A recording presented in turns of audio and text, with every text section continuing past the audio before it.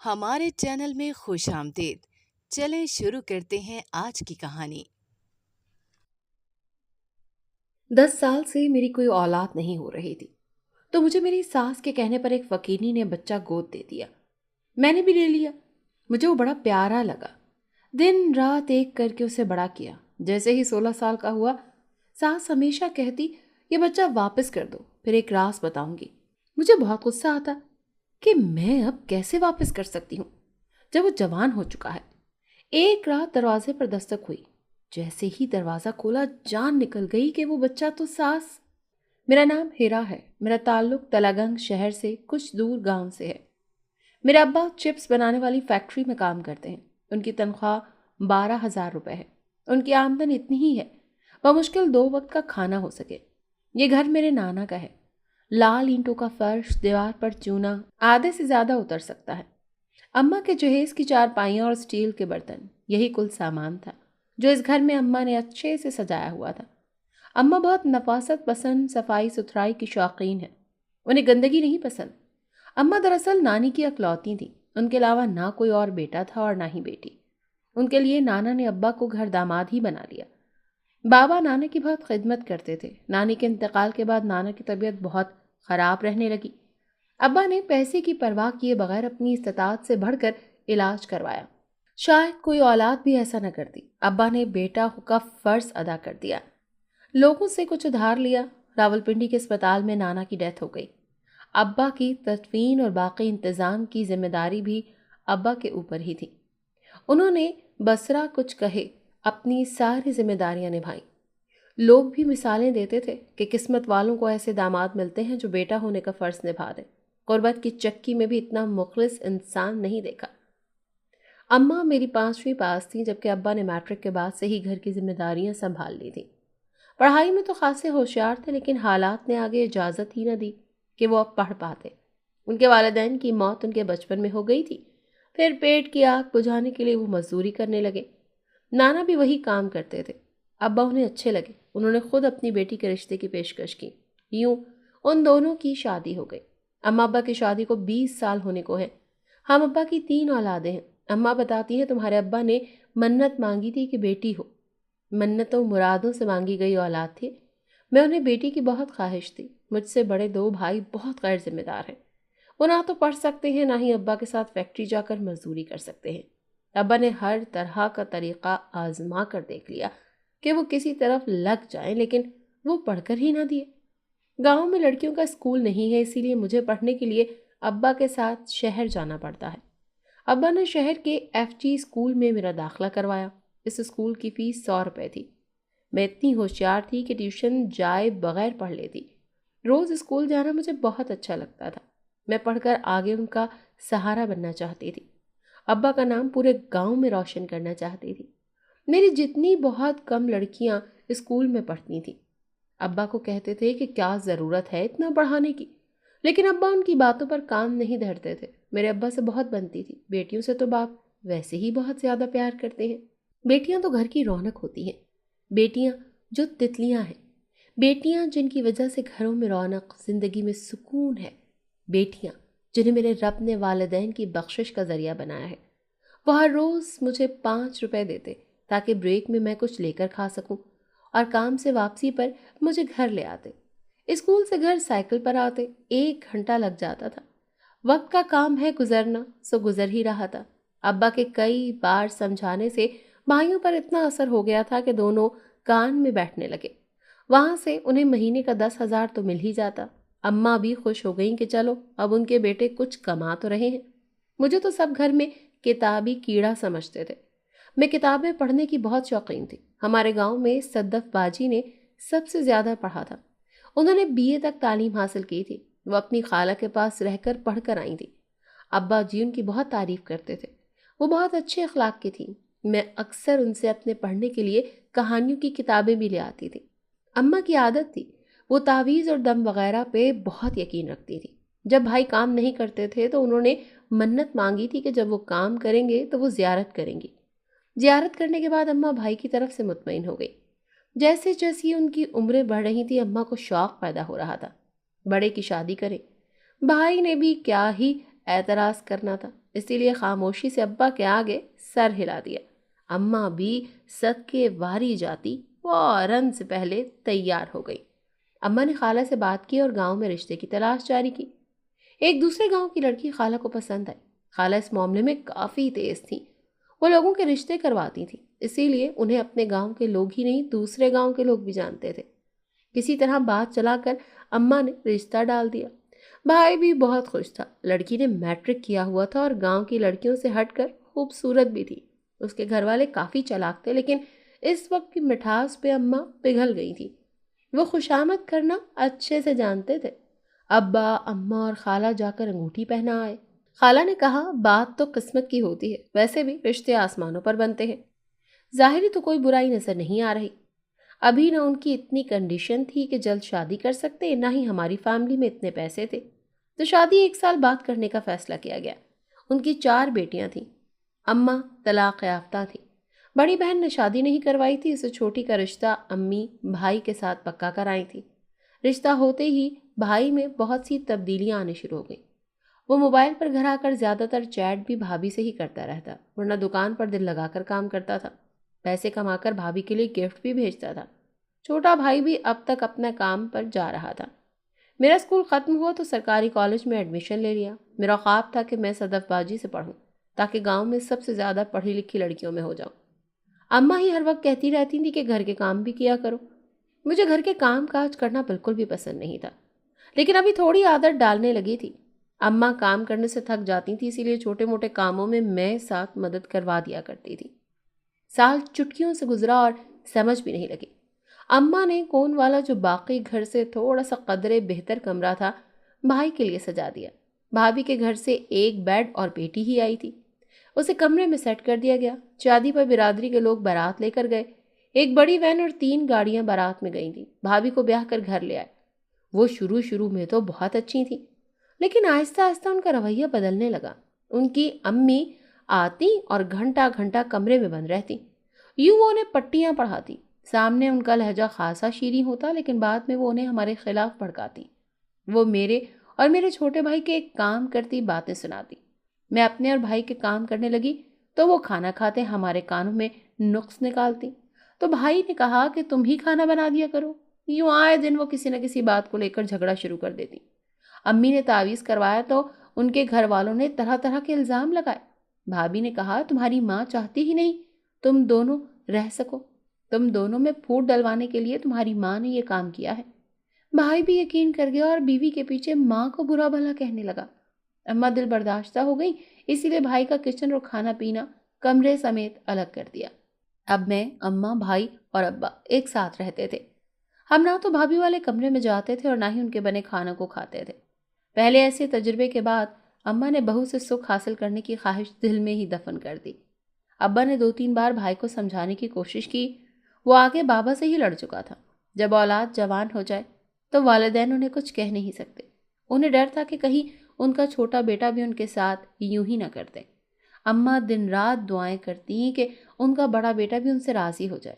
ایسی اولاد پر تف ہے جو بڑھاپے میں ماں باپ کو چھوڑ جاتی ہے۔ جب ان کی اپنی اولاد ہوگی تو وہ خود بھی یہی سب کچھ کاٹنے کے لیے تیار رکھیں خود کو۔ 2 سال گزرے، میں نے BA میں اعلیٰ نمبروں سے کامیابی حاصل کی۔ MA کے لیے مجھے شہر والوں نے خود کہا تھا، ساتھ مجھے آفر بھی آئی تھی کہ میں کالج میں پڑھاؤں۔ اس بات میں گھر میں سبھی لوگ خوش تھے سوائے بھابھی کے، جو مجھ سے جیلس ہوتی تھی کہ میں ان سے زیادہ پڑھی لکھی ہوں۔ میں نے گھر میں بھی شام کو وقت نکال کر بچوں کو فری پڑھانا شروع کر دیا۔ سب بچے آ کر پڑھتے تھے، ان کی مائیں مجھے دعائیں دیتی اور تعریفیں کرتی۔ اس پہ بھی بھابھی کو برا لگتا کہ کوئی ان کو چھوڑ کر میری تعریف کر رہا ہے۔ ابا بہت خوش ہوئے، میری تنخواہ بھی اچھی خاصی تھی، میں کالج جانے لگی۔ میں نے بعد میں پوری رقم اماں کے ہاتھ ملا کے رکھی۔ سب بہت اچھا جا رہا تھا۔ ابا زیادہ تر گھر ہی رہتے تھے۔ آج کی بوڑھی ہڈیوں میں اب مزید محنت کرنے کی ہمت نہیں رہی۔ چھوٹے بھائی نے اپنے لیے لڑکی پسند کر لی تھی، وہ بھی بھائی کو پسند کرتی تھی۔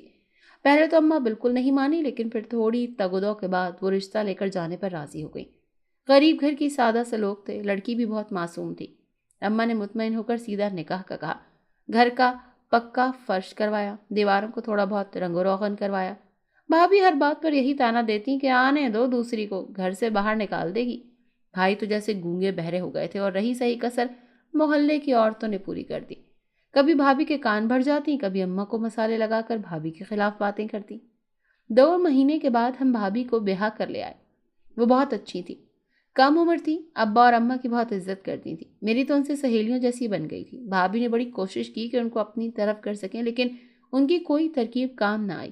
بڑی بھابھی کے ہاں بیٹی کی پیدائش ہوئی، لیکن ان کی حرکتیں اب بھی ویسی تھی۔ اپنے بچے کو ہم میں سے کسی کو ہاتھ نہیں لگانے دیتی تھی، اور امی سے اٹھا ہی لیتی تو کہتی یہ کیا کر رہی ہیں۔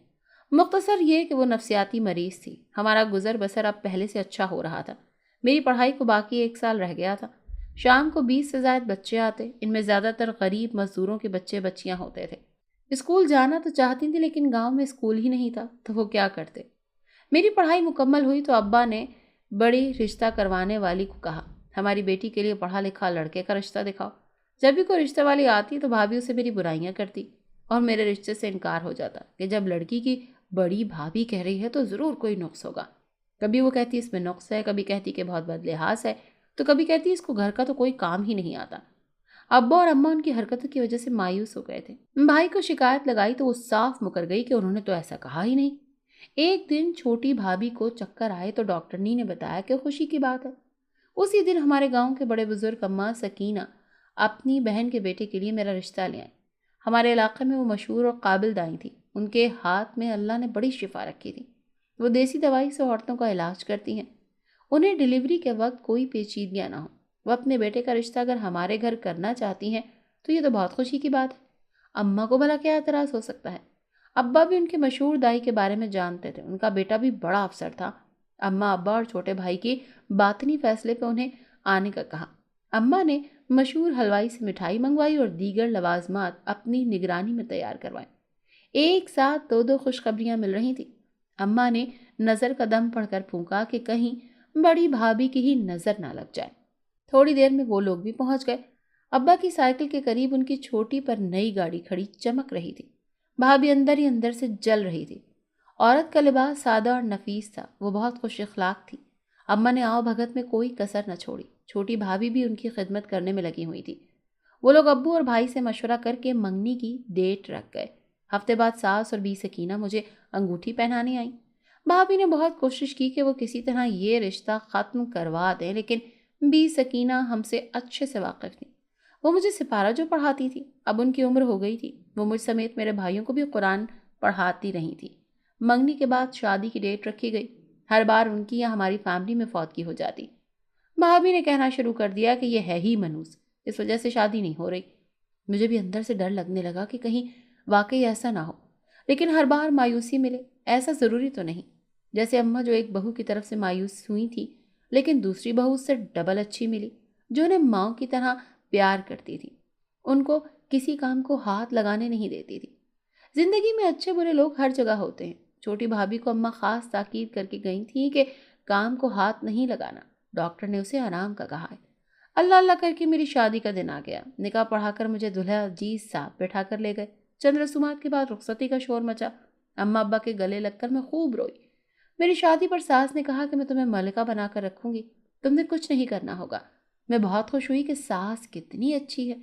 اماں نے بھی مجھے خوب نصیحت کی کہ ساس کا کہا ماننا، اپنی ماں سمجھ کر ان کی ڈانٹ کا برا نہ ماننا اور شوہر کی خدمت کرنا، اپنی چھوٹی بھابھی جیسی بن کر رہنا، جو ہر مشرقی لڑکی کو رخصتی کے وقت سمجھایا جاتا ہے، وہی سب کچھ مجھے بھی بتایا گیا۔ ساس نے مجھے میرے شوہر کے کمرے میں بٹھا دیا۔ میرے شوہر بہت اچھے تھے، فرمانبردار بیٹے اور ایک خیال رکھنے والے بندے۔ وہ میرے ساتھ محبت سے پیش آتے تھے، میری چھوٹی چھوٹی سی باتوں کی تعریف بھی کرتے، اور وہ اکثر مجھے پڑھنے کے لیے کہانیوں کی کتابیں بھی لا کر دیتے۔ وہ خود بھی کتابوں کے خاصے شوقین تھے۔ میرے آتے ہی ان کی پروموشن بھی ہو گئی تو سسرال اور مائکے دونوں میں دھوم مچ گئی کہ بہو کتنے اچھے نصیب لے کر آئی ہے۔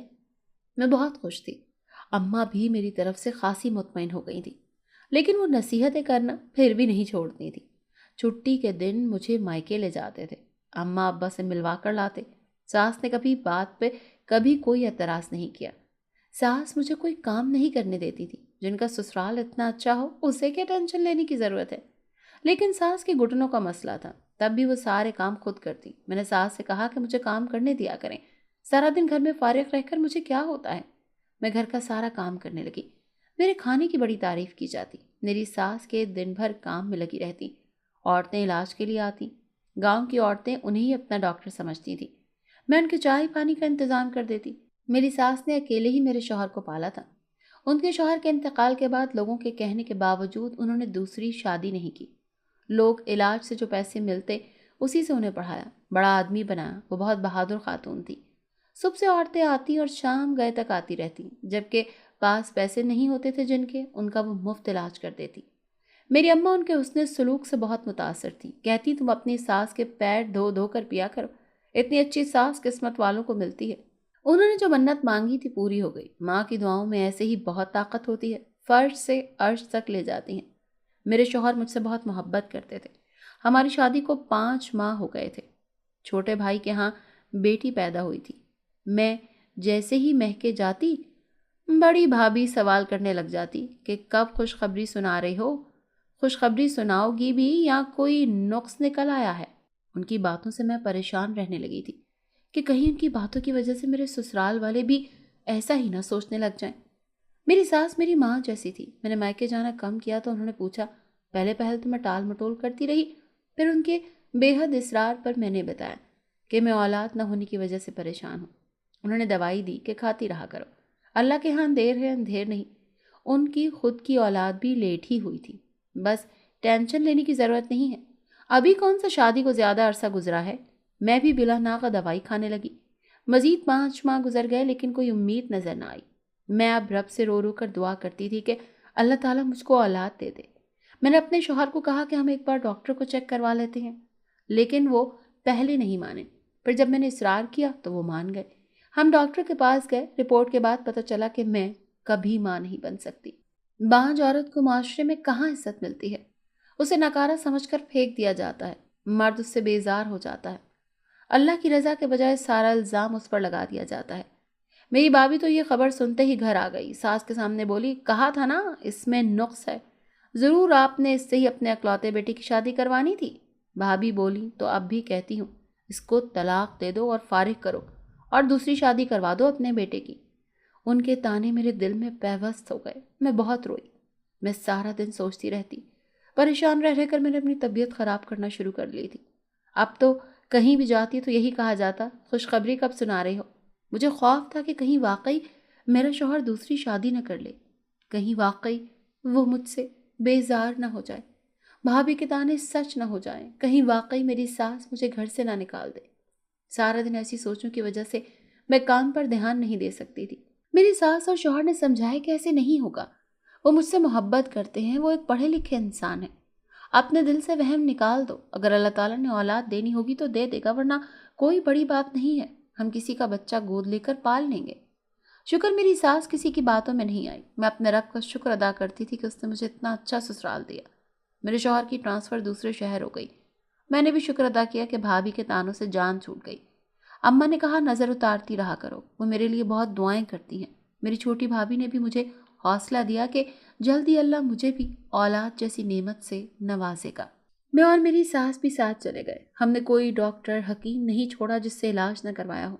وہی کہتا ہے نا، دینے والی اللہ کی ذات ہے۔ میں نے خواہش کی میرے آنگن میں پھول کھلیں، ننھے بچوں کے شور کی آوازیں سنائی دیں۔ جب کسی کی اولاد ہونے میں تاخیر ہو جائے تو آدمی بے چین ہو جاتا ہے۔ دنیا والے اسے تانے دے دے کر جینے نہیں دیتے، اپنی گود ویران لگتی ہے، ایسی بنجر زمین جہاں کبھی کھیتی سیراب نہیں ہو سکتی۔ بڑی بھابھی اور بھائی گاؤں چھوڑ کر بھابھی انہیں اپنے مائکے کے پاس لے گئیں۔ وہی بھائی بھی کام کرنے لگے تھے۔ انہوں نے تو رابطہ بالکل چھوڑ دیا تھا، عید پہ بھی کبھی ملنے نہیں آئے، ایسے جیسے ان کے والدین ہیں ہی نہیں۔ اماں نے بھی شکر ادا کیا کہ ان کا چھوٹا بیٹا ہی کافی تھا۔ صحیح کہتے ہیں، عورت ہی مرد کو بگاڑتی ہے اور عورت ہی مرد کو سنوارتی ہے، جیسے بھائی کو بھابھی نے مزید سنوار دیا تھا۔ عورت نسلوں کی امین ہوتی ہے، انہیں نماز کی طرف لے آئی تھی۔ جو کوشش اماں کے 1000 کہنے پر بھی نہیں ہوئی تھی، اس پہ بھابھی نے قائل کر لیا تھا۔ اماں کی طبیعت خراب رہنے لگی تھی۔ ڈاکٹر کے پاس لے کر گئے تو انہوں نے بتایا کہ انہیں کینسر ہے۔ ان کے پاس وقت بہت کم تھا۔ ایک صبح خبر ملی کہ ماں نہیں رہی۔ ماں کی جدائی کا دکھ ایسا دکھ ہے جو ہمیشہ زندگی کے ساتھ جڑا رہتا ہے۔ ماں کا رشتہ ہی ایک ایسا رشتہ ہے جس میں سوائے محبت، احساس، درد، مدد، خلوص، اپنائیت، قربانی اور ایثار کے سوا کچھ بھی نہیں۔ اسے اولاد سے کچھ ملے نہ ملے، لیکن اس کے اپنے خلوص اور محبت میں کوئی کمی آتے نہیں دیکھی جا سکتی۔ انہوں نے آج تک کبھی بھائی کو بد دعا نہیں دی تھی، ہمیشہ ان کے لیے دعا کی تھی۔ اماں کے انتقال کے بعد وہ دن میکے رکی، پھر واپس آ گئی۔ شوہر اور ساس نے میری اداسی دیکھنے کے بعد فیصلہ کیا کہ بچہ گود لے لیا جائے۔ میں جب شوہر کو کہتی کہ آپ بچہ گود لینے کے بجائے دوسری شادی کر لینا، وہ ناراض ہو جاتے کہ وہ ایسا نہیں کر سکتے، وہ میرے ساتھ زیادتی نہیں کر سکتے۔ وہ کہتے آئندہ کبھی ایسی بات نہ کرنا، ورنہ وہ کبھی بات نہیں کریں گے۔ میں نے بھی بات کرنا چھوڑ دی کہ وہ کہیں ناراض نہ ہو جائیں۔ ان کی ناراضگی سے میری جان جاتی تھی۔ مجھے میری ساس کے کہنے پر ایک فقیرنی نے بچہ گود دے دیا۔ وہ بہت پیارا تھا، نہ زیادہ روتا تھا نہ ہی تنگ کرتا تھا۔ میرا دھیان سارا دن اسی کی طرف لگا رہتا، اسے سنبھالنے میں دن گزر جاتا اور پتہ بھی نہیں چلتا۔ میں اس فقیرنی کو دعائیں دیتی جس نے میری سونی گود میں بچہ ڈال کر مجھے ماں کے رتبے پر فائز کر دیا۔ میری ساس نے اس کی مالی امداد بھی کی تھی۔ وہ اپنے باقی بچوں کے ساتھ شہر چھوڑ کر چلی گئی۔ میرے شوہر بھی اسے ایسے ہی پیار کرتے تھے جیسے ان کی اپنی اولاد ہو، اس کی ہر خواہش پوری کرتے۔ ہم دونوں کی مصروفیات بچہ آنے سے بہت بڑھ گئی تھی۔ وقت کتنی تیزی سے گزرتا ہے، میرا بیٹا اسکول جانے لگا، ابا کا انتقال بھی ہو گیا تھا۔ اب کبھی کبھی بیٹے کے ساتھ بھائی بھابھی سے ملنے جاتی تھی۔ چھوٹی بھابھی کے دم میرا میکا تھا۔ ساس سے مشورہ کر کے میں اسے اچھی خوراک دیتی۔ وہ صحت مند تھا، اسے ہمیشہ خود سے زیادہ عزیز رکھا تھا۔ مجھے وہ وقت بہت پیارا تھا۔ وہ پڑھائی میں بھی بہت اچھا تھا، اسے خود پڑھاتی تھی۔ دنیا کا کام ہے بولنا۔ جب کسی کو پتہ لگتا کہ وہ میری اولاد نہیں ہے تو عورتیں باتیں کرتی کہ پرائی اولاد بھی کبھی اپنی ہوئی ہے۔ کیا پتہ بڑے ہوتے ہی اپنے ماں باپ کے پاس چلا جائے تو تم لوگ کیا کہہ سکو گے؟ میرا دل خوف میں مبتلا ہو جاتا کہ واقعی وہ چلا گیا تو میں کیا کروں گی؟ اب وہ 16 سال کا ہو گیا، میٹرک کے امتحان میں اس نے پہلی پوزیشن لی تھی۔ میرا بہت خیال رکھتا تھا، میری ہر بات مانتا تھا۔ میرے شوہر نے میرے بہترین کالج میں اس کا ایڈمیشن کروایا تھا۔ جیسے ہی میرا بیٹا 16 سال کا ہوا تو ساس کہنے لگی کہ اب اسے واپس کرنا ہے۔ میں اپنے شوہر اور ساس سے لڑ پڑی کہ یہ میری اولاد ہے، اس فقیرنی سے آپ خود لائی تھی، آپ نے کہا تھا کہ اسے اور بھی بچے ہیں، وہ اب مزید بچہ پال نہیں سکتی، اس نے خود آپ کو دیا ہے، تو اب کیوں آپ اسے واپس کرنا چاہتی ہیں؟ تو ساس ہمیشہ کہتی ہے بچہ واپس کر دو۔ پھر ایک راز بتاؤں گی، مجھے بہت غصہ آتا کہ میں اب کیسے واپس کر سکتی ہوں جب وہ جوان ہو چکا ہے، میرا بڑھاپے کا سہارا ہے، میں نے اسے پال پوس کے بڑا کیا، اسے پڑھایا لکھایا، ساری عمر یہ تانے ملتے رہے کہ بانجھ ہوں، اب میں کیوں اپنی اولاد کسی کو دوں؟ ایک رات دروازے پر دستک ہوئی، جیسے ہی دروازہ کھولا تو میری جان نکل گئی کہ وہ بچہ تو ساس نے میری بڑی بھابھی سے لے کر دیا تھا۔ میلے کچیلے کپڑے، الجھے ہوئے بال اور پرانی جوتی پہنے وہ دروازے پر کھڑی تھی۔ مجھے دیکھتے ہی پاؤں میں گر گئیں۔ مجھ سے کہتی ہیں مجھے معاف کر دو، میں نے تمہارے ساتھ بہت ظلم کیا، بلکہ تم سب کے ساتھ بہت بڑا ظلم کیا۔ اللہ نے مجھے میرے کیے کی سزا دے دی ہے، اللہ نے مجھ سے میری اولاد چھین لی۔ میں ابھی بت بنی کھڑی تھی، ساس مجھے پکڑ کر اندر لے گئی۔ بھابھی کو بھی اندر آنے کا کہا۔ بھابھی نے کہا بے شک تم میرا بیٹا رکھ لو، تم اسے اپنے جیسا اچھا انسان بناؤ۔ میں اسے لے گئی، یہ بھی میرے ساتھ ویسا سلوک کرے گا جیسے میں نے اپنے بڑوں کے ساتھ کیا۔ میں چپ تھی، مجھے تو کچھ سمجھ ہی نہیں آ رہا تھا کہ کیا بولوں۔ میری ساس نے کہا وہ بچہ میری بڑی بھابھی کا تھا، انہوں نے مجھے کہا تھا کہ میں تمہیں دے دوں تاکہ تم اسے پال سکو، اور جب وہ 16 سال کا ہوگا تو وہ واپس لے جائیں گی۔ میں نے بھابھی کو دیکھا کہ انہوں نے ایسا کیوں کیا۔ بھابھی نے کہا کہ وہ جب گھر چھوڑ کر اپنی ماں کی طرف گئیں تو وہاں تمہارے بھائی کو کوئی نوکری نہیں مل رہی تھی، اور کم خوراک کی وجہ سے میرا ایک بچہ مر گیا تھا۔ تمہاری اولاد بھی اسی وجہ سے نہیں ہوئی کہ میں نے تم پر جادو کروا دیا، تم اس وجہ سے بانجھ رہ گئیں، میں نے تم پر بندش کروائی تھی۔ میں حیرانی سے انہیں دیکھنے لگی کہ وہ نفرت میں اتنی اندھی ہو گئی کہ انہوں نے ایک عورت کی گود تک اجاڑ دی۔ انہوں نے مجھے ساری عمر بے اولاد رکھا اور میں ساری عمر ان کا ہی بچہ سینے سے لگا کر پالتی رہی۔ بھابھی بولی میری پوری بات سن لو، آگے تم جو کہو گی میں وہی کروں گی۔ بھابھی آگے بولی کہ ان کی ایک کے بعد ایک اولاد مرنے لگی۔ تب انہیں بابا نے بتایا کہ انہوں نے جس پر عمل کیا تھا اس کی وجہ سے ان کے ساتھ ایسا ہو رہا ہے۔ ان کا بچہ ایک صورت میں ہی بچ سکتا ہے جب وہ اپنی اولاد اسی عورت کو دے دیں جن پر جادو کروایا تھا، اور 16 سال تک وہ عورت ہی اس اولاد کو پالے، ورنہ ان کی ساری اولادیں ایسے ہی مرتی رہیں گی۔ وہ میری ساس کی منت ترلے کرنے لگی۔ پھر تمہاری پریشانی کو دیکھتے ہوئے ایک دن ساس مان گئی اور تم سے یہی کہا کہ ایک فقیرنی کا بچہ ہے تاکہ تم اس کو اچھے سے پالو اور کوئی کوتاہی نہ کرو۔ میں نے کہا تو اب آپ اپنا بچہ واپس لینے کے لیے آئی ہیں؟ آپ کی وجہ سے میں ساری عمر بے اولاد رہی، آپ ہی مجھے تانے سناتی رہیں کہ میں کبھی اولاد پیدا نہیں کر سکتی۔ بھابھی رو رہی تھی، کہتی تم مجھے سزا دے دو۔ میں نے انہیں کہا میں اپنا بیٹا انہیں نہیں دوں گی۔ وہ واپس چلی گئی۔ میری ساس نے کہا اللہ شرمندہ ہونے والوں کو معاف کر دیتا ہے، کافی بار جب تک ٹھوکر نہ لگے کوئی نہیں سمجھتا، تم اسے معاف کر دو اور اس کی اولاد اس سے ملنے دو۔ میں نے ساس کے بات پر غور کیا، میں واقعی اپنی بھابھی جیسی نہیں بن سکتی تھی۔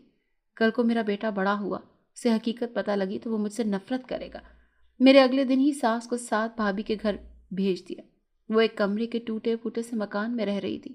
ان کی اکلوتی اولاد نشے کی لت میں لگ چکی تھی۔ میرے ساتھ میرا بیٹا بھی گیا تھا۔ میری بھابھی مجھے دیکھتے ہی حیران ہوئی۔ بھابھی مجھ سے معافی مانگنے لگی کہ میں تم سب کے ساتھ بہت برا کر چکی ہوں، بہت گناہ گار ہوں۔ میں نے کہا آپ میری نہیں امی ابو کے مجرم ہیں، وہ آپ کو معاف کر چکے ہوں گے، میں کون ہوتی ہوں آپ کو سزا دینے والی۔ ان کی حالت بہت خراب تھی۔ بھابھی نے بتایا وہ ٹی بی کے مریض ہیں، غربت کی وجہ سے ان کی دوائیاں نہیں لا سکتے۔ بھابھی گھروں کا کام کرتی ہیں۔ بھابھی نے کہا دیکھو تمہیں اس حال میں دیکھنے کی کبھی تمنا کی تھی، خود آج اس حال میں ہوں۔ اللہ نے نافرمان بڑا بیٹا میرے جیسا مجھے دے دیا۔ میرے بیٹے کو بھی گلے لگایا۔ میں اپنے بیٹے کو پہلے ہی ساری حقیقت بتا چکی تھی۔ میں بھابھی بھائی کو کہا کہ آپ اب یہاں نہیں رہیں گے، اماں ابا کے گھر چلیں۔ میں انہیں اماں ابا کے گھر لے گئی، ان کا جو کمرہ تھا انہیں دیا۔ چھوٹے بھائی نے ان کا بہت اچھے سے ویلکم کیا۔ بھابھی بھی بہت اچھے سے ملی تھی۔ سب نے ان کی حالت دیکھتے ہوئے انہیں معاف کر دیا۔